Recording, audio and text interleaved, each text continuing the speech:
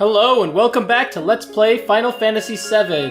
We're continuing now along the Mount Corel path to get to somewhere.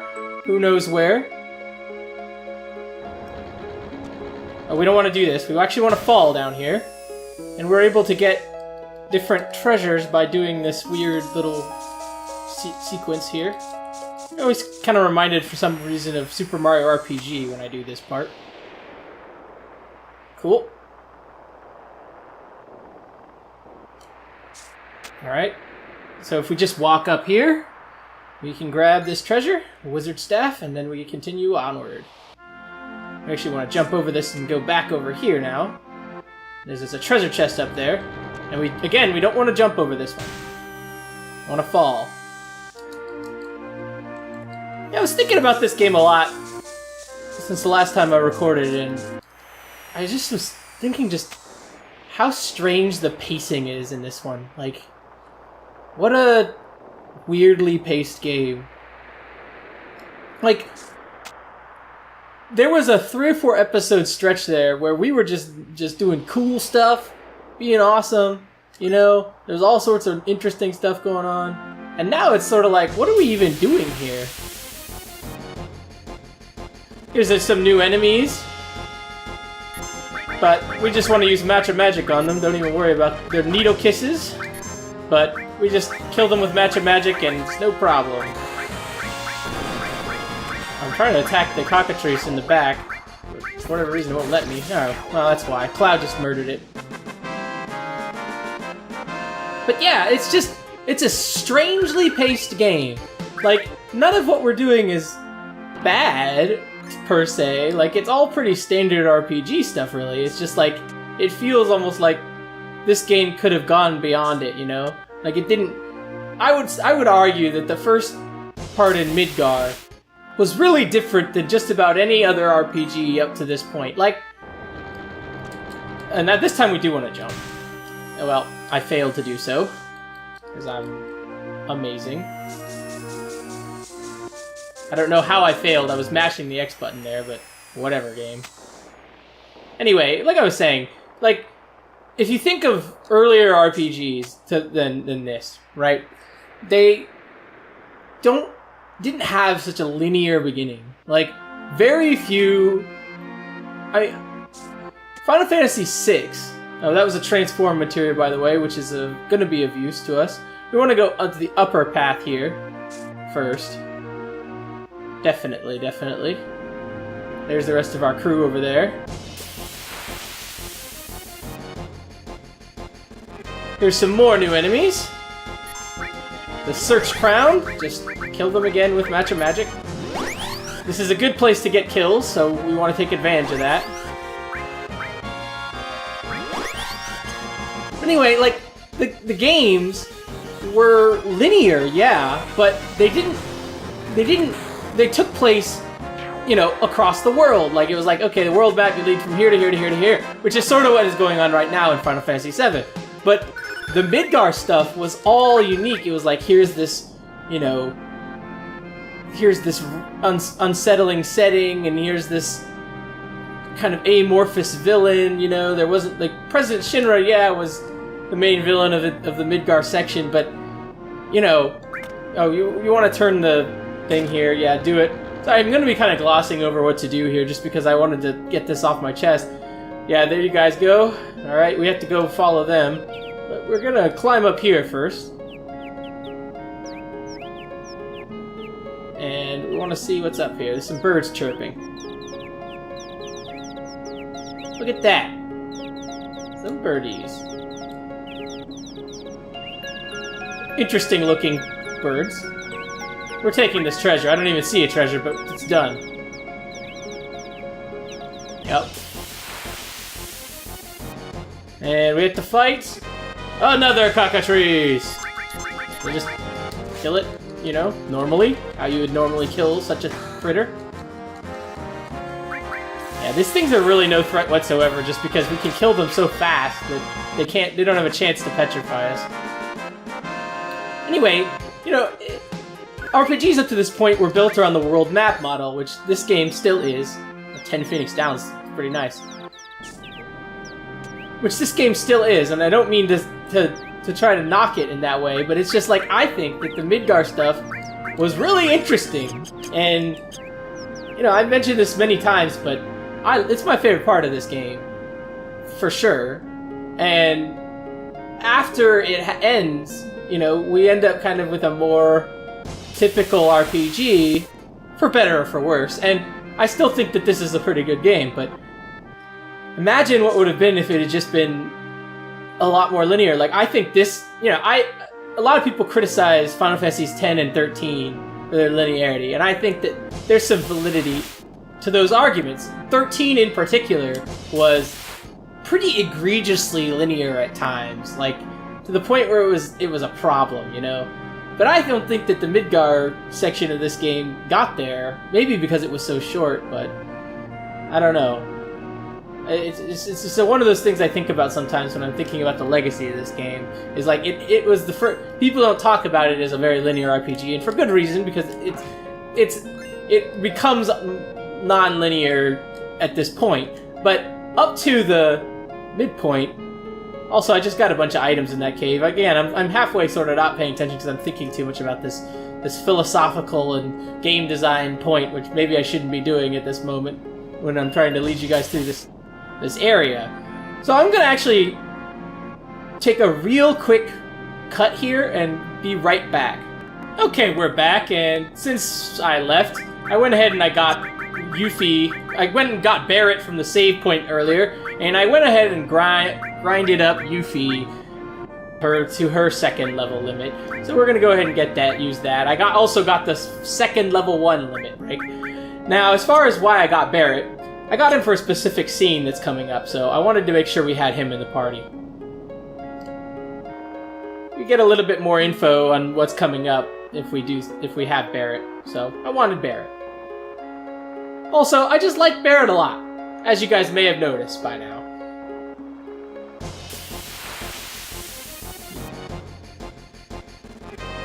And we have a new enemy, the Bomb! An interesting enemy because they have a very good item to steal, which unfortunately I do not have equipped right now. But you can steal these items called blade arms, which are extremely valuable to farm and have probably 2 or 3 of for a specific area coming up.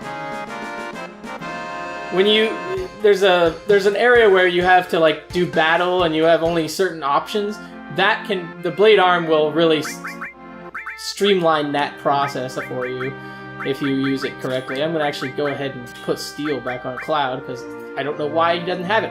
Yuffie is in fact the highest level character though right now, but that will change because we're gonna swap her out after this because we got what we care about in her. And here we are in North Corel.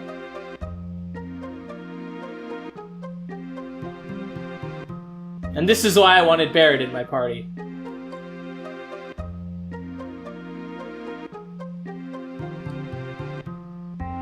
Wonder what's going on here. They all seem to know him. Well, ow. And he doesn't even try to defend himself.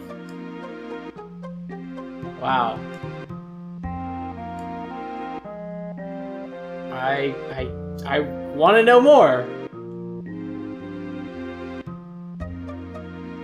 Man. Techno freak is an interesting term. Sounds vaguely racist? I don't know. Although, it's probably warranted considering that Barret is... Yeah, oh, I see. Or is it Shinra's fault? Like most things in this game. The odds of it being Shinra's fault seem pretty likely. Wow. Oh, this sounds fantastic. How are you, my friend? Okay. If we run over here, talk to her, and then move out of her way, let her walk past. It's hard to do. This is like one of the most difficult random things in this game, is to move here and to kind of let her walk past you. But you have to do that, and there's actually a treasure, an ether in this pot, which is hard to find. It's the only treasure in this area, so don't worry too much about exploring. These guys sell various things, and you feel good about buying from them because they're so destitute here. But they don't have anything we want, so, you know, some of his weapons, eh? Fortunately, we have everything there. If you didn't get the Force Stealer from Rufus, you can get it from that guy. I'm interested in your story. Okay, so that's how you get to the gold saucer.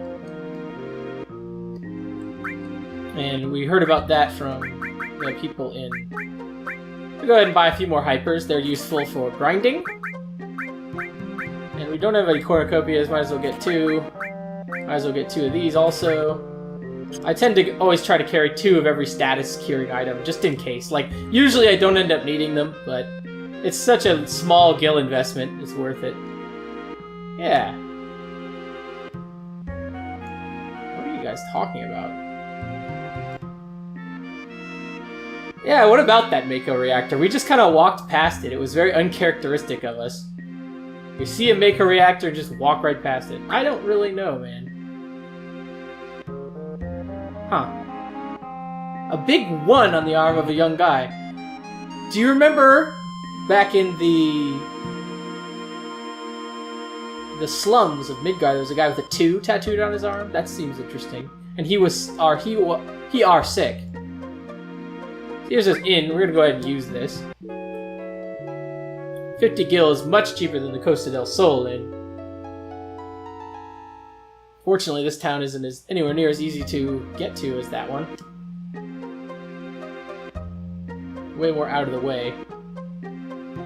But, yeah, there's nothing else interesting here. Like, we got a little bit of hint of Barret's backstory, but that's about it. I wonder what went on with them. There's the rest of our team.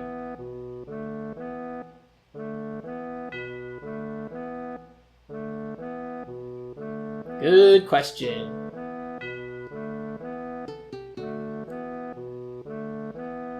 Okay. Used to be. Good question. Buried in 4 years. So, are these people migrated? They migrate from your hometown, I assume. I mean, this town looks pretty good. Alright.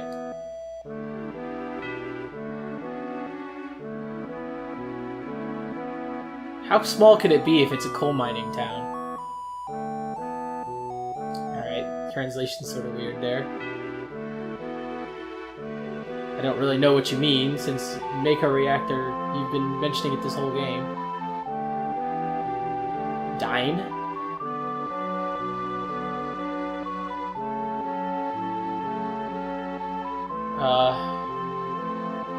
This is too real-life parallel. Barret's right. Oh, the Scarlet's there. Okay, that's who that is. Uh-huh. Yeah, well, I don't believe that for 1 second. Barret has a wife? I guess he must have if he had Marlene. This guy dying seems, kind of lost in the times, although Shinra, we already know that is totally untrustworthy. So you were for it. You had nothing against Shinra at the time. Yeah. Probably did for a little bit. What? Why? For what possible reason? Like, we know they're motivated by profit and crap, but what the hell? That's insane. Seriously. Uh-huh. What? So it's basically the same sort of deal that they did in Sector 7. True, Barret, you were an nincompoop.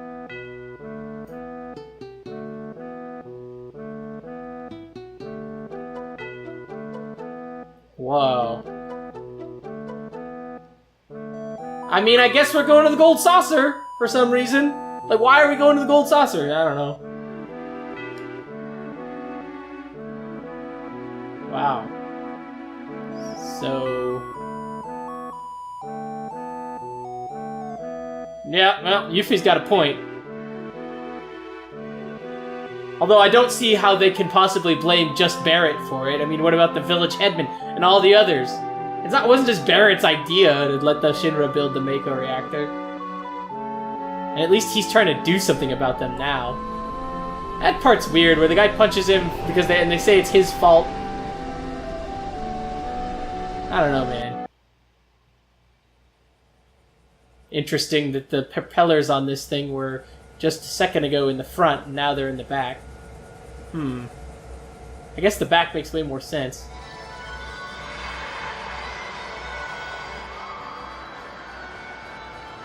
Welcome to the Gold Saucer, everybody. Part of now an ongoing tradition in Final Fantasy games where you have a sort of amusement park type area where you can play mini-games. Unfortunately, the mini-games in the Gold Saucer are all really bad.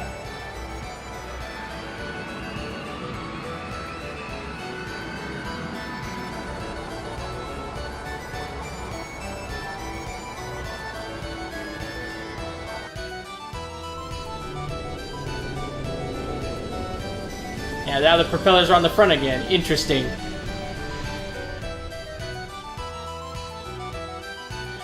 Okay, so we're at the Gold Saucer. I'm gonna go ahead and take a little break here and see you guys next time. I wonder what's going on with Barret. I hope we find out more, and we very likely will next time on Let's Play Final Fantasy VII. Thanks for joining me.